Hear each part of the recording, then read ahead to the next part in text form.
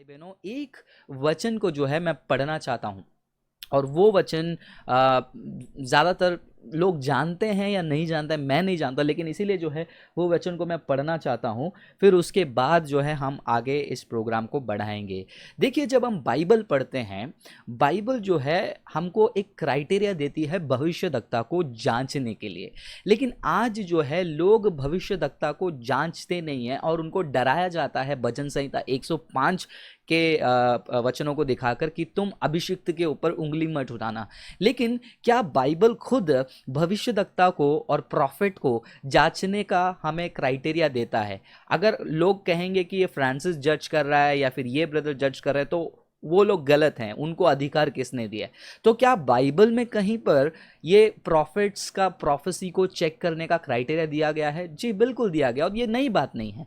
ये दिया गया है मूसा के दिनों में, जो हम व्यवस्था विवरण में पढ़ते हैं। क्योंकि मूसा के दिनों में भी जो है, हो सकता है कुछ ऐसे ही झूठे भविष्यद्वक्ता खड़े होकर परमेश्वर की प्रजा को भटकाते होंगे, जिसके कारण परमेश्वर ने जो है ऐसे आज्ञा को जो है इसराइलियों के बीच में दिया, मूसा के द्वारा लोगों को बताया कि इस प्रकार तुम झूठे भविष्यद्वक्ताओं को पहचान सकते हो। क्योंकि आज जो है कोई भी जो है भविष्यद्वक्ता बन जाता है, कोई भी नबी बन जाता है। हर किसी के नाम के सामने जो है अपोस्टल और प्रॉफिट लगना आज कॉमन सा हो गया। स्पेशली जो 16-17 साल के लड़के भी होते हैं, जिनको बाइबल का बी का बेसिक भी नहीं आता है, वो भी जो है प्रॉफिट बन जाते हैं। वैसे एक लड़का है जिसने अपने प्रोफाइल में प्रॉफिट डाल के रखा था। जब मैंने उसको पूछा कि भाई तुम प्रॉफिट हो, उसने बोला हाँ कि मैं प्रॉफिट हूँ। किसने बताया? मम्मी ने बताया। मतलब मम्मी क्यों बताएगी? तो कह रहा है कि नहीं, मैं बचपन से जो है प्रभु में बहुत स्ट्रांग बढ़ते आ रहा था, तो मम्मी ने जो है मुझे बताया कि नहीं, तुम वाकई में जो है प्रभु में गहराई से बढ़ रहे हो, तो तुम प्रॉफिट हो सकते हो।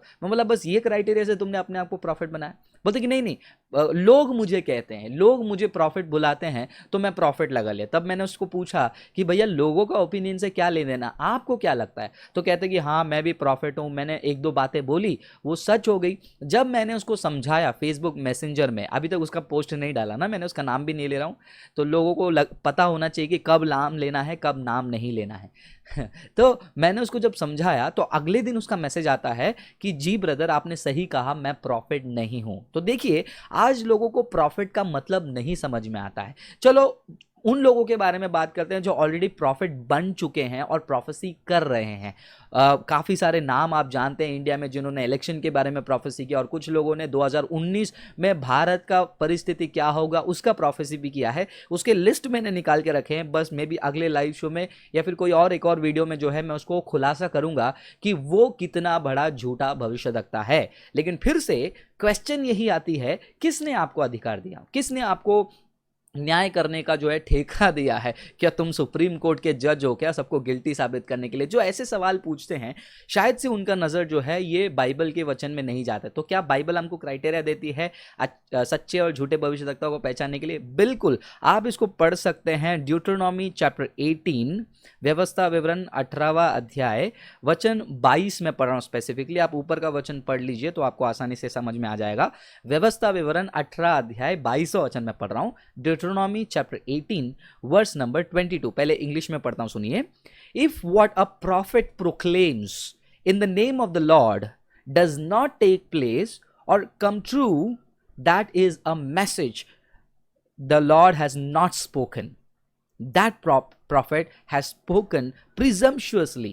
So do not be alarmed, do not be afraid। Hindi में देखिए क्या लिखा है। हिंदी में लिखा है, तो पहचान यह है कि जब कोई नबी यानी कि भविष्यद्वक्ता यहोवा के नाम से कुछ कहे, तब यदि वो वचन न घटे और पूरा ना हो जाए, तो वह वचन यहोवा का कहा हुआ नहीं है, परंतु उस नबी ने वह बात अभिमान करके कही है, यानी कि खुद से बनाकर उस बात को कही है, तो उससे भय ना खाना। जैसे मैं कई बार कहता हूं कि जब भी लोग अपने आप को प्रॉफिट कहते हैं, उनके जीवन को देखो, क्योंकि वचन कहता है कि उनके फलों से जो है उनकी पहचान होती है।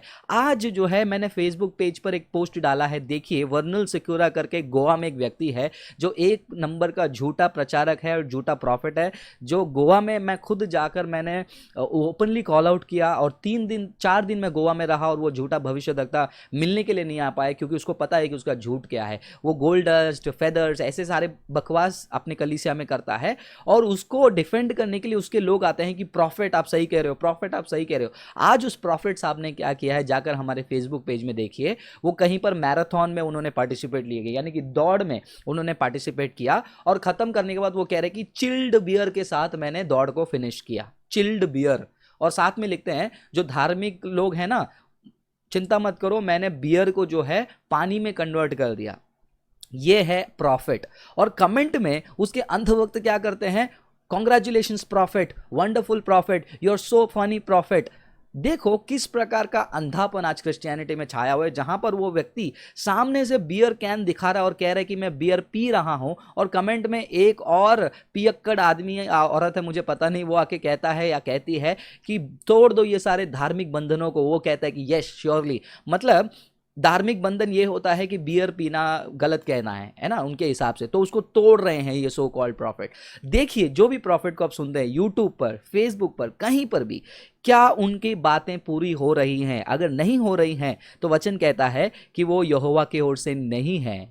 ध्यान से रहिए मेरे प्रिय भाई बहनों कि आज जो लोग हैं धोखा में पड़ रहे हैं, और धोखा बढ़ते जा रहा है। शैतान जो है कलीसिया के विरुद्ध खड़े होकर लड़ने से ज्यादा कलीसिया के साथ जुड़कर लड़ना पसंद करता है। सावधानी के साथ अपने जीवन को चलाइए, सावधानी के साथ किसको फॉलो कर रहे हैं यूट्यूब पर, फेसबुक पर, देखिए क्या वो प्रचारक अपने ही तारीफ में लगा हुआ है, अपने यूट्यूब चैनल के सब्सक्रिप्शन के बारे में तारीफ करवा रहा है, या फिर बस यहाँ वहाँ जाने की बातें कर रहा है। ध्यान से सुनिए, उसका पर्सनल घमंड दिख रहा है या परमेश्वर की महिमा उसके जीवन से दिख रही है। तो चलिए।